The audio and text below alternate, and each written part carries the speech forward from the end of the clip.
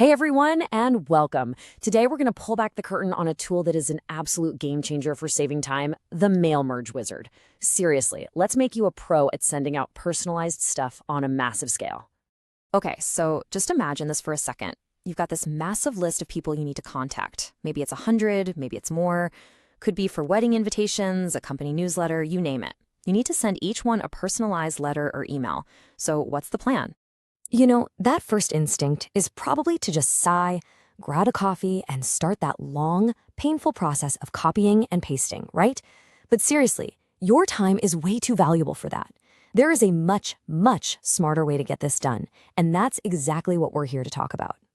So allow me to introduce you to your new best friend for this kind of task, the Mail Merge Wizard. Honestly, don't think of it as some complicated feature. It's more like a personal assistant that's ready to handle all the boring, repetitive work for you. So what is it really? Well, when you boil it down, the idea is super simple. A mail merge just takes two key things. First, a template, like a standard letter. And second, a data source, which is just a spreadsheet with everyone's names and addresses. Then it automatically smashes them together to create hundreds of unique, personalized documents. The best part is, the wizard makes this whole thing incredibly easy by breaking it all down into just 8 simple steps. We're going to walk through this path right now, and by the end, you'll see how to turn one single template into a whole mountain of customized documents. And here's the roadmap. It's super logical. We just start with our document, pick if it's a letter or an email, hook up our data, set up the Dear So-and-so part, make sure everything looks right on the page, do a quick final edit, add any personal touches, and bam! We save, print, or send. Easy.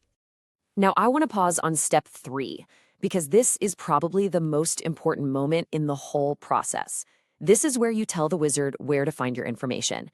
You just point it to your spreadsheet, your CSV file, whatever you're using, and that file becomes the fuel for the entire operation.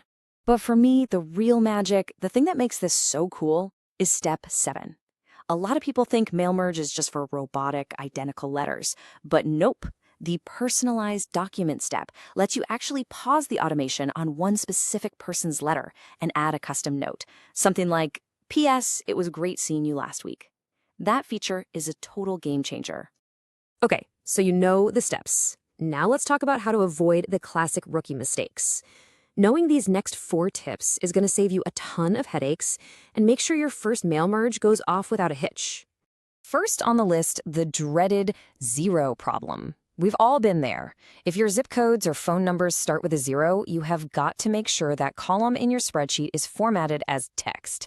If you leave it as number, the program tries to be helpful and just deletes those leading zeros, which of course isn't helpful at all. This slide shows you exactly what to do. All right, trap number 2. Blank pages. So if you have a few empty rows at the bottom of your spreadsheet, the mail merge thinks they're real people and will actually print a completely blank letter for each one.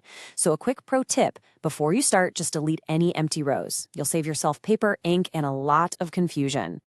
So what happens when the wizard gets confused and can't find your data? This happens all the time if your column names aren't exactly what it expects. Like maybe you called your column F name instead of first name. No big deal. That's what field mapping is for. It's basically a translator.